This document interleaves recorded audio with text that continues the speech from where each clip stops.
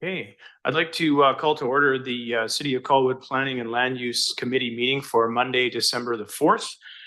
We acknowledge with respect that we're meeting this evening on the traditional territory of the Lekwungen-speaking peoples, the Songhees and Esquimalt First Nations, and we're honored to have the opportunity to build strong working relationships with people that have guarded these lands or been guardians of these lands since time immemorial. I'd seek a motion to approve the agenda for this evening. Moved by Councillor Jansen. All those opposed? Seeing none, we'll move to adoption of the minutes. Planning and Land Use Committee meeting minutes for November 6th. Can I get a motion to adopt those minutes, barring any concerns around what they contain? James, sorry, I should use your last name. Member Perry has has moved that. All those opposed? Seeing none. Normally we would move to public participation. I'm just going to hold off on that for a moment. I wanted to just take a quick moment to introduce John Rosenberg, the Director of Engineering for City of Colwood, just to say a few words. John, please go ahead. Thank you, Council Ward. Good evening, everybody. My name is John Rosenberg. I am currently the Director of Engineering, and I've been asked by the city to actually help out and take on the role as well as the Director of Development Services over the next year while Jasmine, our current director, is off on maternity leave. She had a brand new baby girl last Saturday, so we're excited for her, and I saw her on the weekend and she's doing great as well as a baby. So I wanted to let you know that I'll be here as a resource. I'm not quite the planner type, but I can find out answers when I need to. In the meantime, we've got an awesome team, and to help support the team as well, we've hired a senior planner in Jasmine's absence, and that gentleman is right behind me, Mr. Richard Roy, and he's got a municipal background and he's got several years of planning as well. So we're here to support the team, and you'll probably see Richard up here presenting it as well as at some point. Thanks. Thank you, John, and welcome, Richard. Next, we'll look to item 4, public participation. If there's any members of the public that wish to speak, this is your moment. Seeing none, we will move to item 5, new business.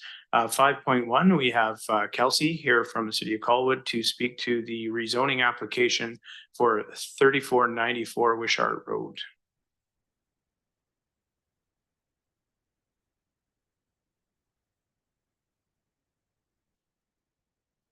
Thank you, Councillor Ward. So agenda item 5.1 is a rezoning application for 3494 Wishart Road. The subject property is located along Wishart Road in between Latoria and Matrosen Road and is about 3 acres in size. It is currently zoned Rural 1 and is located within the environmental hillside as well as the natural hazards environmental development permit areas, and is designated as neighborhood, hillside, and shoreline as its land use designation. The applicant is proposing a 50-unit, 3-story strata townhouse development with an amenity area, a conservation covenant along the rear, and the Delore Drive extension. The applicant is proposing a 0.7 floor area ratio, which is within the maximum 1.2 FAR outlined in the designation. It is also expected the land use be exceptionally supportive of protecting natural features with a minimum 40% open space. A site adaptive planning approach was undertaken, which identified the natural assets of the site, which then formed the development plan based on those assets. The western edge, or the rear side, was determined to be the highest habitat value, and a conservation covenant with a statutory right-of-way is proposed for the public and city staff. The site plan above outlines the rocky outcrops, the mature trees on site, as well as the conservation area. The new comprehensive development zone, CD39, outlines the parameters for development, including the maximum FAR and the setbacks based on the proposed site plan. A development notification sign has been posted on site per council policy. If committee forwards the staff recommendation to council, council will consider first and second reading of the amending bylaw. Prior to adoption of the bylaw, a development agreement will be registered, which requires a Section 219 covenant for conservation and restoration. It will also outline the parameters for tree protection and the future road dedication for Delora Drive and the off-site improvements. So committee tonight may wish to recommend the staff recommendation to council. Other options include deferring the application, denying, or outlining any other option to council. Thank you. I'm happy to answer any questions you may have. And the applicant is also here tonight presenting as well. Thank you, Kelsey. Appreciate it. I'll ask for questions in a moment, but will the applicant be doing a presentation as well, just for clarity? Yeah. Okay, so at this time, are there any questions for Kelsey from anyone on committee? Sorry, you have to just hit your button there if you want. Please go ahead, Mr. Perry. I just want to make sure I don't lose out on any opportunity to ask the questions that I want to ask. And so I wanted to mostly clarify questions to the city, followed by questions to the applicant, and that's everything, or will there be continued discussion afterwards? Absolutely. Yeah, I think to provide some clarity, you're welcome to hold questions for post to the applicant presentation and then direct them to either the city or the applicant as desired. If that Okay, works better. well then I'd like to hold off, gather as much information as possible, then ask my questions. Thank you. So we'll defer questions until after the applicant presentation. So I welcome Mr. Lunn and Mr. Lunn. Thank you.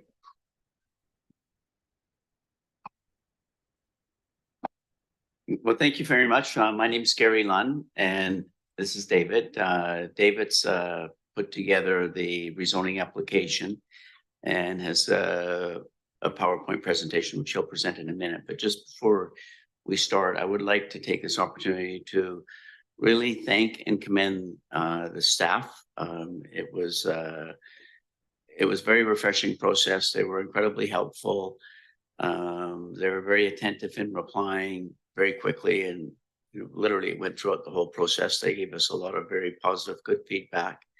And so we really appreciated it. It was we quite enjoyed the process, so it was good. I just wanted to again thank the staff across all the departments.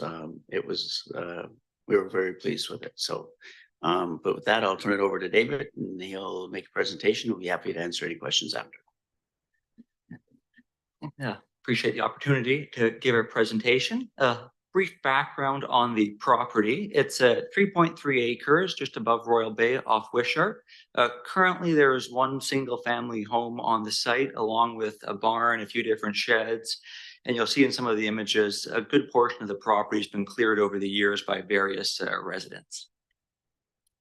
So we're proposing 50 townhomes. Site adaptive planning was incorporated from the very beginning into the design. Each of the homes will have at least 3 bedrooms. Most of them will also have a home office or a den. As Kelsey mentioned, we'll be extending Delora Drive as per the transportation plan, and we'll be providing pedestrian access from Delora Drive down to Wishart.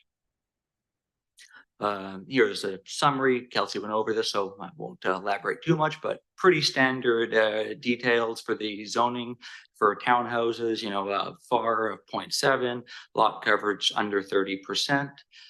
We have 2 parking, excluding guest parking. There's 2 parking spaces for each unit, 1 in the garage, 1 in the driveway. Here is a satellite image of the site. It's worth noting the image is 3 or 4 years old, and the property to the south has actually been developed into a series of small lot single family homes.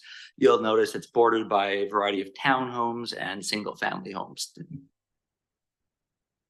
This is a street view on a nice warm dry day. You can see the site's been cleared, most of the lower half.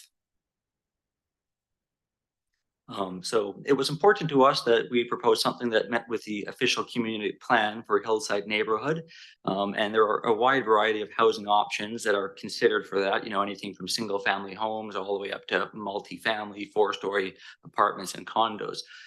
Looking at the neighborhood, townhouses seem to be a happy medium for the area, and that was backed up based on the community consultation feedback we received as well. So the first step we did to ensure that it met the principles of site adaptive planning was have our arborists and biologists go out and do a detailed survey of the property. They identified all the formative systems and features, the areas of most constraint and least constraint, and we were then able to use that information to shape the site, cluster the units, and then design the open space to maximize the areas that could be retained and the environmentally covenanted area. 35% of the site is open and green space. And then on top of that, 8% is for the Delora Drive Road dedication. And then in addition to the site design, we are also quite proud of the green principles we incorporate into our buildings, and we have for a long time. Since 2014, every home we've ever built, long before it was required by building code, we've included level 2 electric car charging.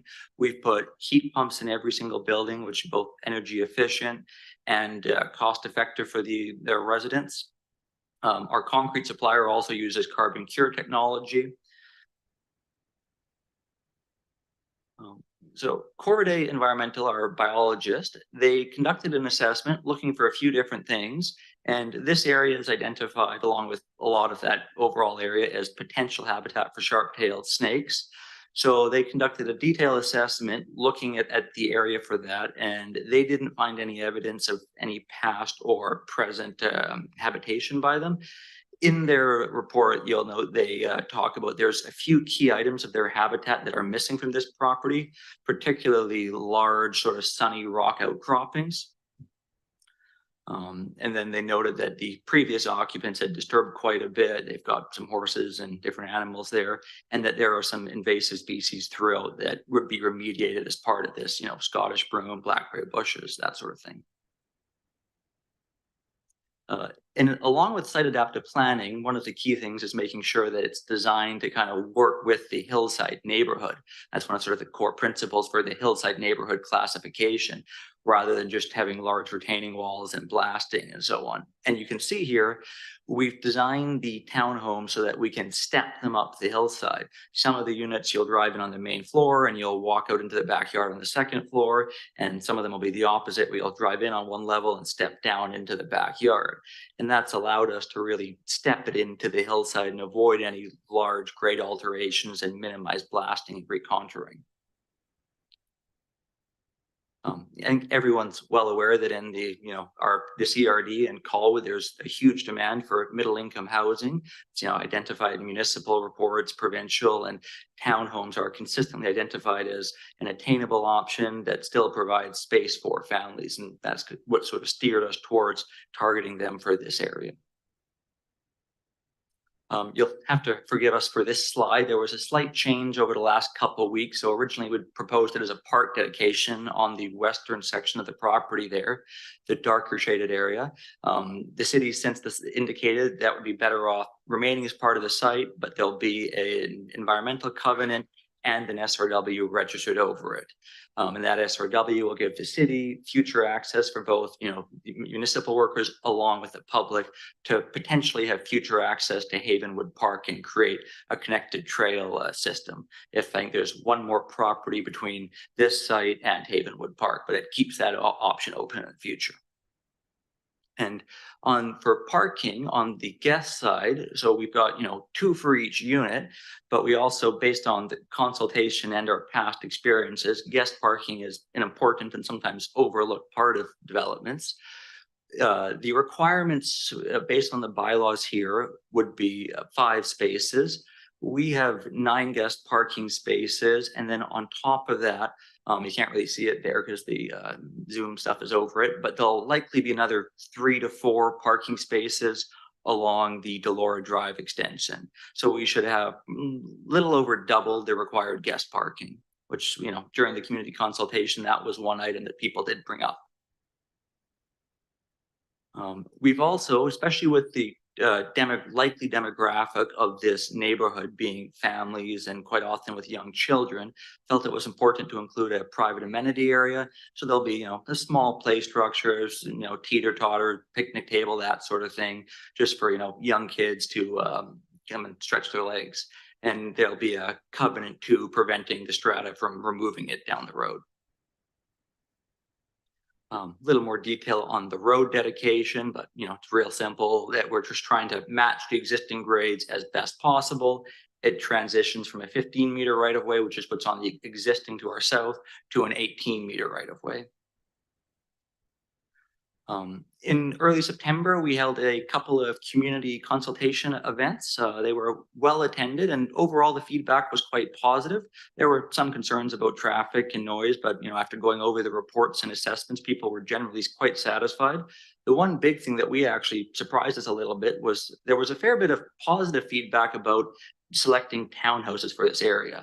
Most people recognize there was a need for housing, and they've seen quite a bit of 4- and 6-story buildings going on in the overall community, but they were quite happy with townhouses as a compromise for here. Even some of the immediate neighbors, one of their exact comments was they knew something was going to happen, and they liked townhouses as opposed to something taller with more building mass. There is this site is well served by transit. There's local transit along Wishart, which they'll actually be increasing the frequency and amalgamating into a more well-served bus route. You have frequent transit just over at Veterans and Latoria. There are bike lanes along Wishart, and Wishart is also designated to receive buffered bicycle lanes in the future, and it's well served by the road network. We also had Bunth and Associates conduct a traffic impact assessment. They did some synchro analysis at nearby intersections. They noted there'd be no significant impact to the nearby infrastructure. They also found that the site was benefited by having 2 access points. And you can see in those diagrams there are the swept path analysis, ensuring that both the fire department and regular vehicles can access the site unimpeded. And there'll also be electrical vehicle and e-bike charging in all of the garages, level 2 e-vehicle charging. So thank you, and we're happy to take any questions. Thank you, David, and thanks, Gary. Appreciate it. And going back to the outset of your presentation, I appreciate the commentary about working with staff as well. I think, we always hear the negative, but we don't get to hear the positive from all stakeholders. And I know our CAOs back there probably taking notes. So no, we certainly do appreciate that feedback. Thank you. I'd open it up to the committee for any questions for either the proponents or city staff on this.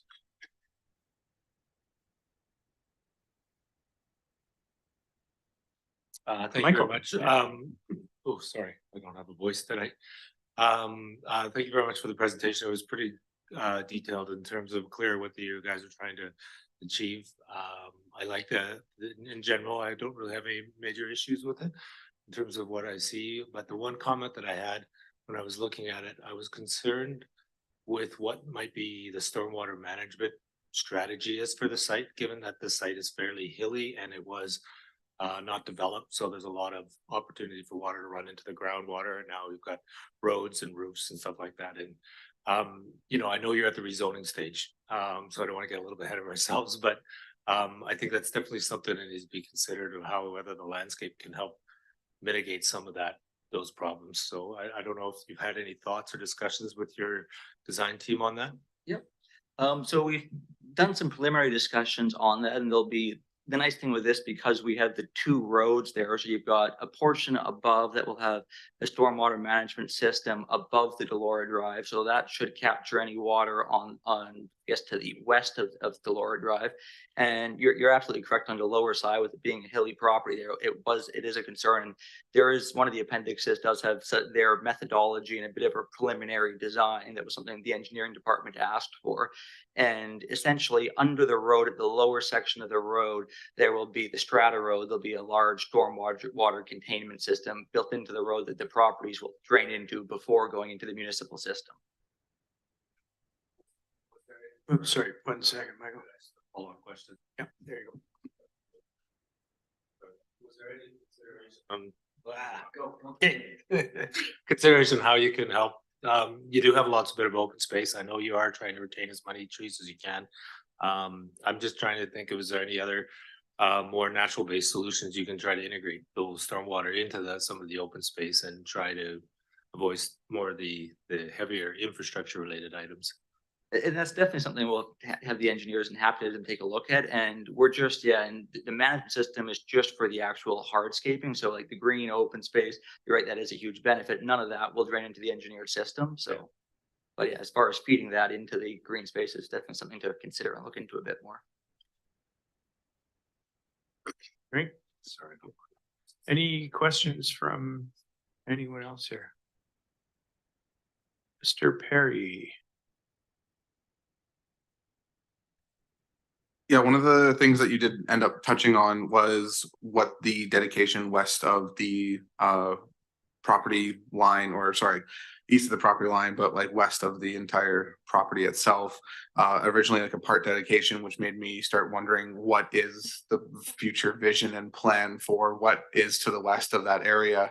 And I was just hoping that either the city or the applicant could speak to what the sort of vision is to utilize that dedication being offered, as well as like understand what the overall purpose of asking for that in the first place is. Hey, Kelsey, that's probably for you. Thank you. That's a great question. So the Parks and Recreation Master Plan does speak to the beach to mountain trail network. And so the opportunity for the SRW of the park is to plan for access beyond through the development of the adjacent lands, which were just not there at the moment. We don't have an active application for a neighboring site. So this is just to provide flexibility for us to create that, I guess it would be east to west connection of the Parks and Recreation Master Plan. And the reason why I'm really focusing on that particular aspect is that there is such a strong opportunity long term in that area with the neighboring properties, the property itself coming in, as well as just the general locality of Royal Bay and how that densification is coming to Wishart.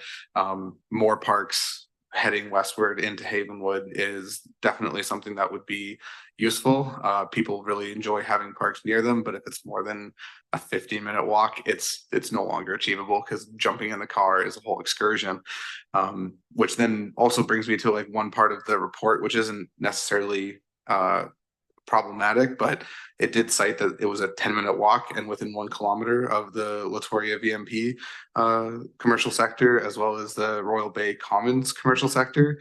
And I'm not entirely sure how that was obtained, simply because if you punch it into Google Maps, it was 1.3 and 1.4 kilometers respectively, and roughly a 20-minute walk. So the low ability to access commercial sectors as well as the parks is a bit more diminished than what the report necessarily tries to demonstrate. Yeah, that's a really great point. It was a mapping exercise more than Google Maps. The OCP, when it speaks to the overall goals of having access to commercial spaces, it doesn't. Within a 10-minute walk. My apologies. It was a mapping exercise more than anything. Thank you, through the chair.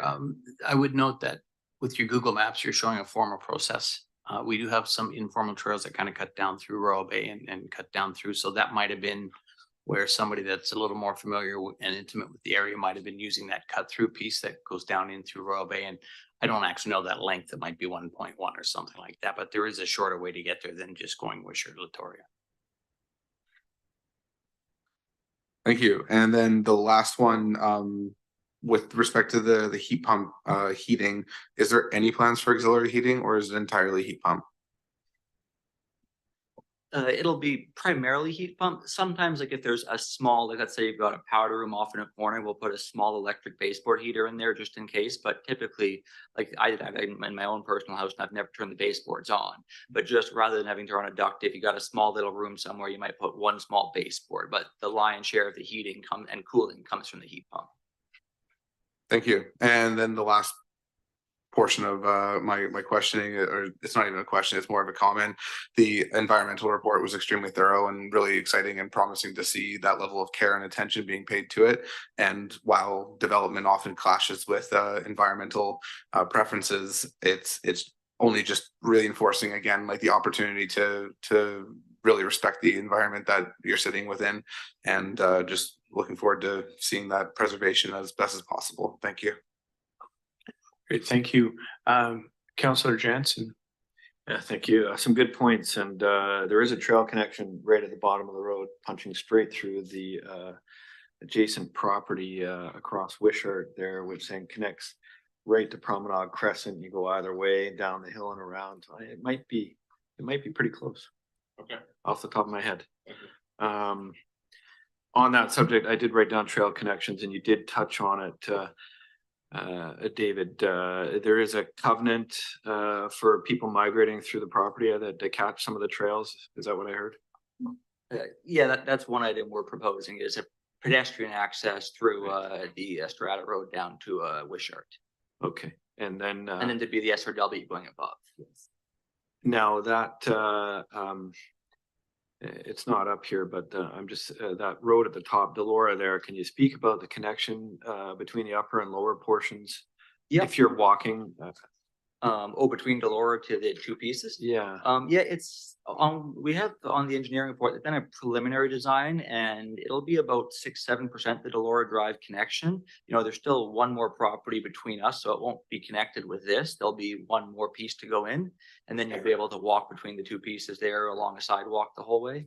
Our portion is around 4 or 5% or so, right? And then Delora, now there is some elevation, significant elevation with Delora Drive with the rest of the property.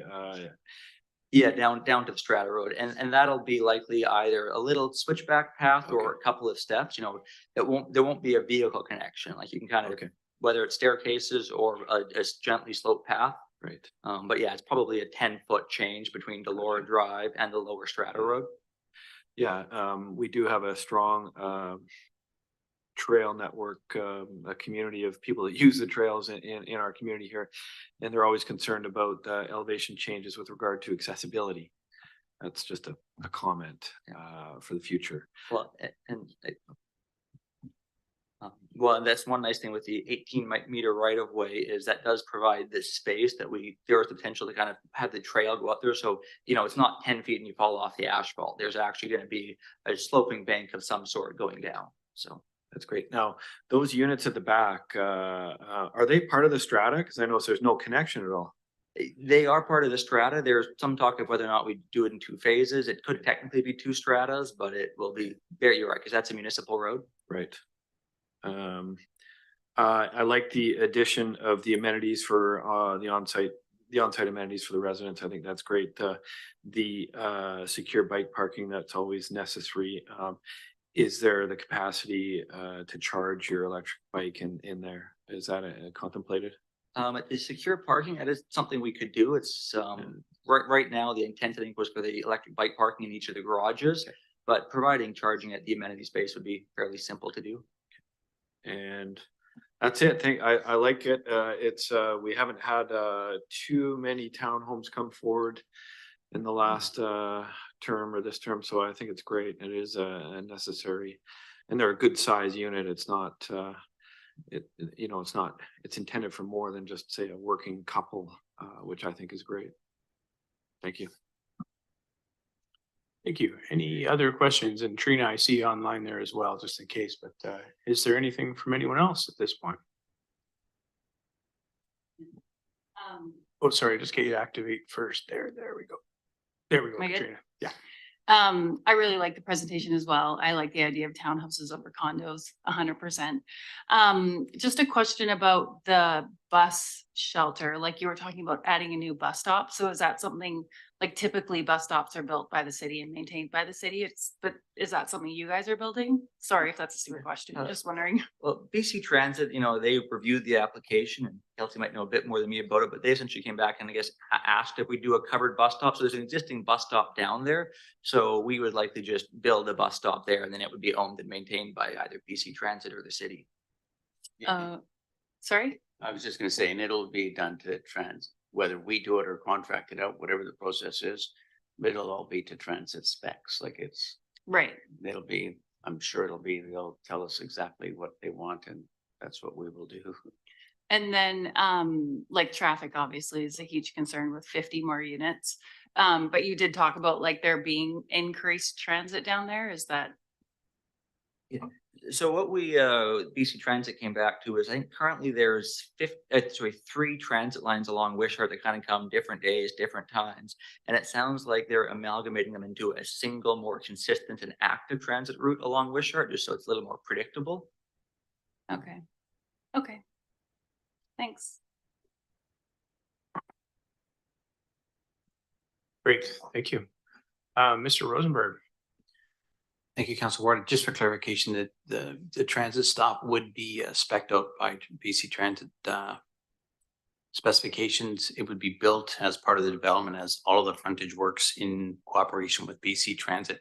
The developer would pay for that shelter and the installation of that shelter, but once it's built, then it does come back to the city to maintain and operate and ultimately replace. So it becomes a city asset on behalf of BC Transit.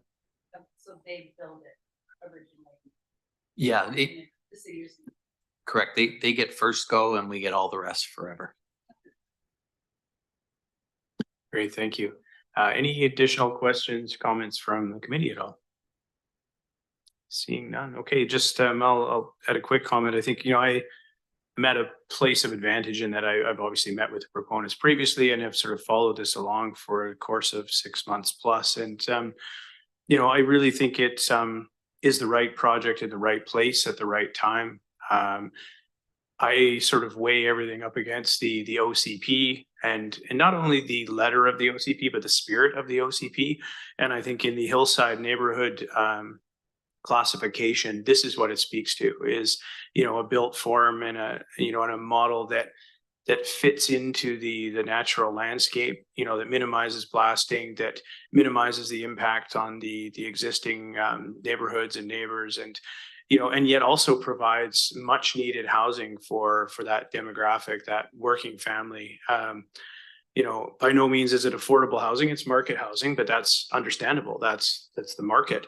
But this fills a very, very valid need for people and is directly referenced in our OCP as something that Colwood residents are looking for and would readily accept, more so than, as you alluded to, a 4-story or 6-story condo sort of being sandwiched in between single family homes and fairly open lots. So hard to find something wrong with it. I think you spoke to visitor parking, guest parking, you referenced it, David, and I think, more than double what's required from a livability standpoint. I think that's important. I live in a townhouse complex, full disclosure, so I see what's necessary and what's not. Visitor parking is necessary.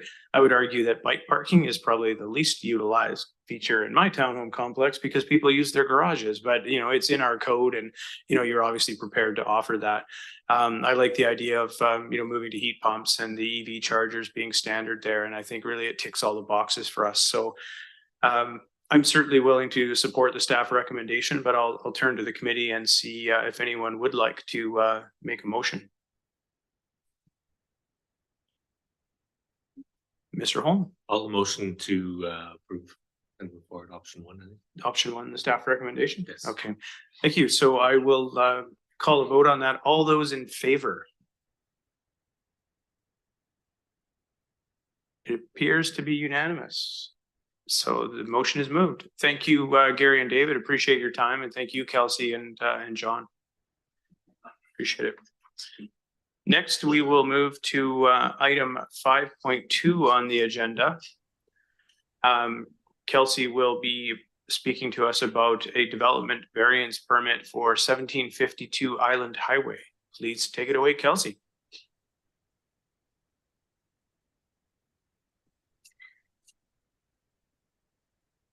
Great, thank you, Councillor Ward. So yes, agenda item 5.2, a development variance permit for 1752 Island Highway. The applicant is proposing to vary the off-street parking bylaw to remove the requirement for a 0.3 meter clearance abutting an obstruction for a standard parking stall, and is also requesting to vary the land use bylaw to increase the balcony projection from 1 meter to 1.52 meters. The off-street parking bylaw requires a 0.3 meter clearance abutting an obstruction, which is usually considered a wall or a column. It's to ensure maneuverability and unimpeded door access. For this proposal, the parking stalls beside a wall are not affected, as seen in that first graphic there. And all the rest of the parking stalls are compliant.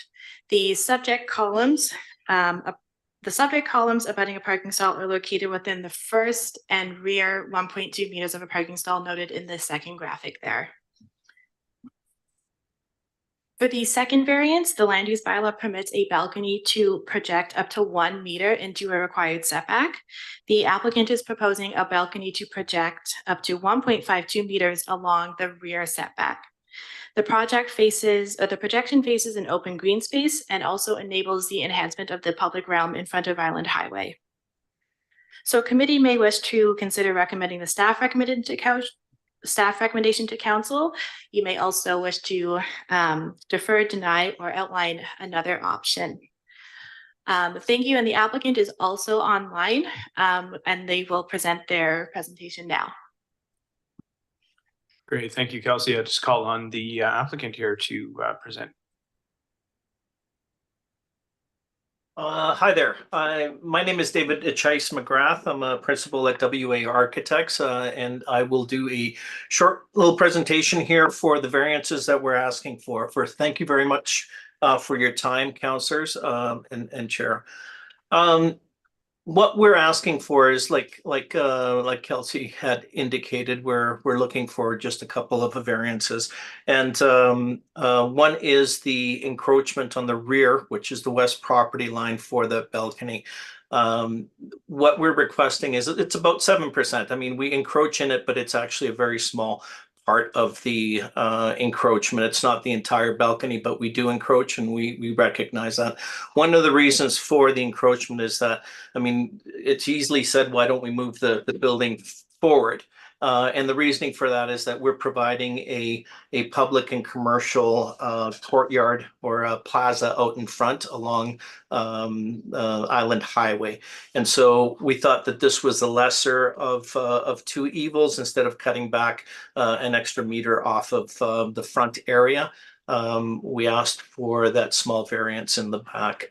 The other variance that we are asking for is the column locations. As was noted, we have, typically it's a 3-bay area here because we have along this part on the ground floor plane, we have the garbage and fire truck access in this area. So we had to increase the strength of the suspended slab. And here we have 2-car parking, but the only encroachments that we're looking at is the column placements, and which is at the end. Now, typically, if this was within the area of door opening or so, that we would provide that extra 3, but since it's in the back, it's typical that in other municipalities that we don't require that.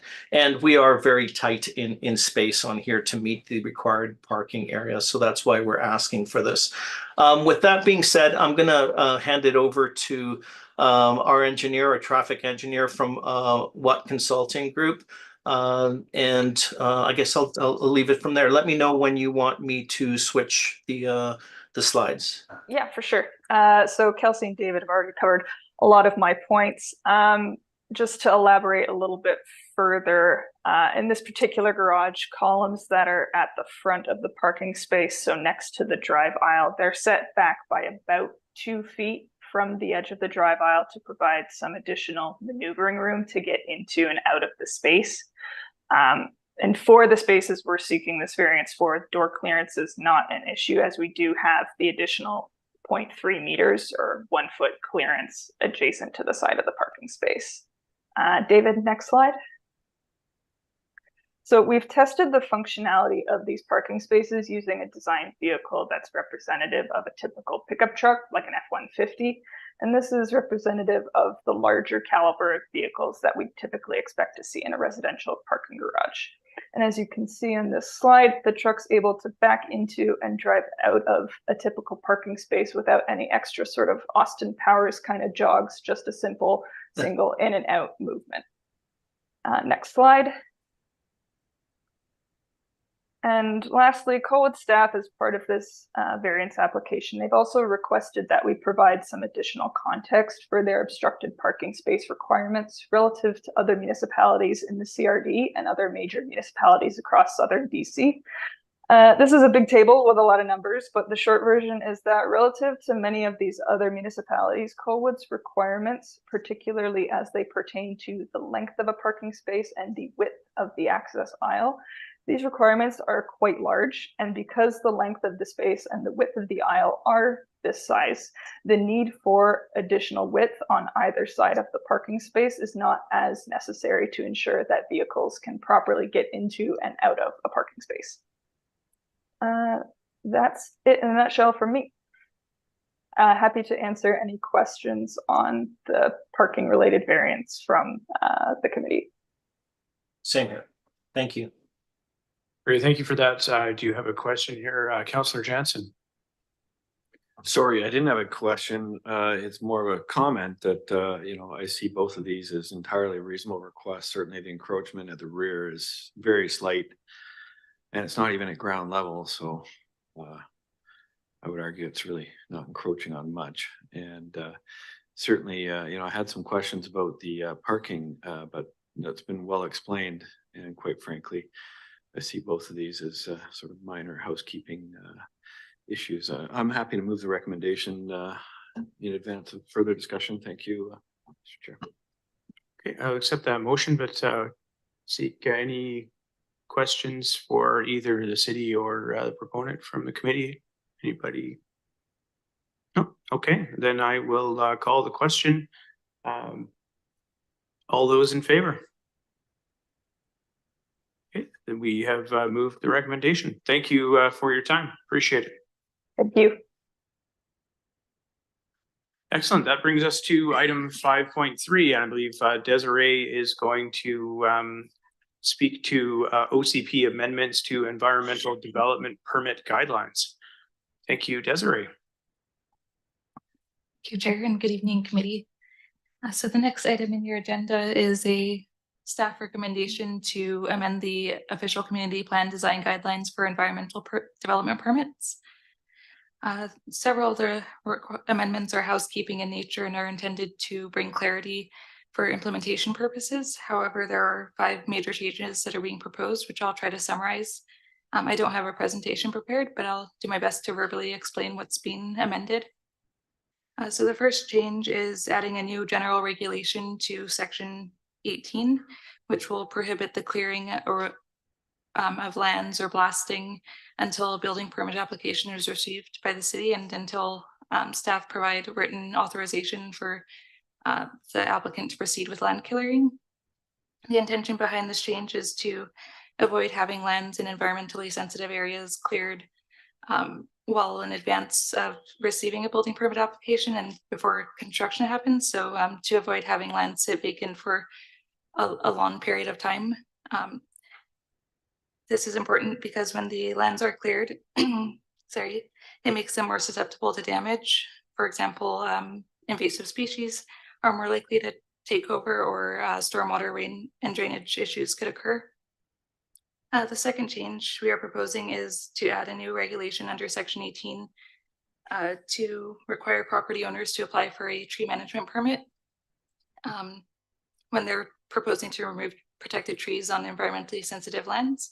The way that the urban forest bylaw is worded is an applicant can potentially use the development permitting process in order to remove protected trees on the land.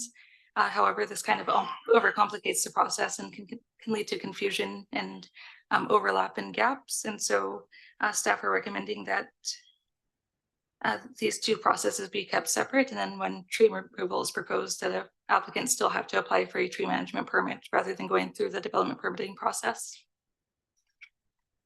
The third change will add a new section in section 19 called securities.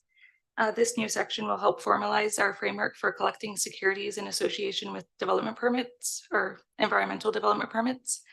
The change kind of reflects our current process, which is generally when an environmental development permit goes through, staff usually require a restoration and enhancement plan prepared by the QEP along with a cost estimate for doing those works. And so this change just formalizes our process and gives clarity to both staff and to applicants what the city's minimum expectations are around collecting those securities. The fourth change we are proposing is that we would like to increase the required security for environmental development permits from 110% of the estimated cost to 125%. This is consistent with other municipalities in the CRD and will help ensure that any security that we're collecting can be used in the case of when applicants are not able to complete those works. We can go in and do those works on their behalf, or we can use the security to ensure that the environmental conditions in the development permit are upheld. And finally, the last change is a comprehensive set of amendments to the design guidelines for specifically for riparian environmental development permit areas. So currently section 20 includes both riparian area design guidelines and marine shoreline. We're proposing to separate them out, and then just we've amended the riparian area design guidelines to comply with the most current legislation. So in 2019, the Riparian Areas Regulation Protection Act was updated, and the current guidelines no longer match the legislation. So we're recommending these changes, which have been prepared by a qualified environmental professional and reviewed by staff. And if you have any further questions on the changes that are in this section, I'm happy to answer, but those are the 5 main changes, and the staff recommendation will implement those along with several other housekeeping amendments to make it more clear. Great, thank you. Great, thank you, Desiree. Interesting. I mean, some obviously are required just to be compliant, and that's very understandable. And others, I think, are moving in the right direction. Number 18, or section of the OCP, and number 18 around the development permit area guidelines is of particular interest to me.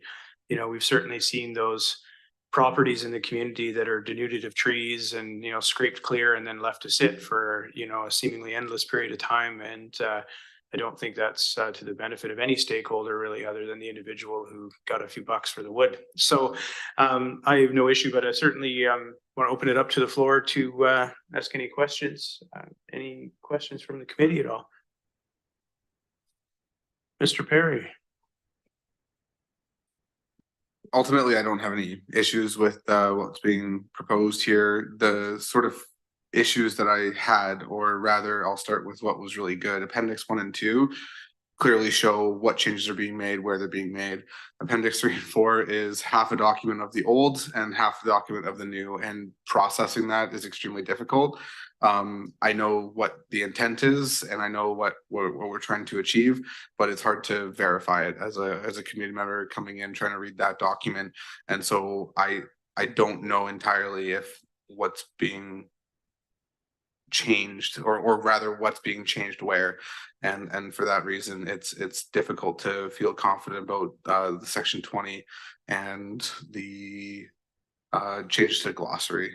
While that is probably mundane in purpose, it just kind of speaks to, as a future ask for the city, doing that inline editing to demonstrate what changes are being made where is extremely valuable and makes it way easier to understand what is changing. Thank you.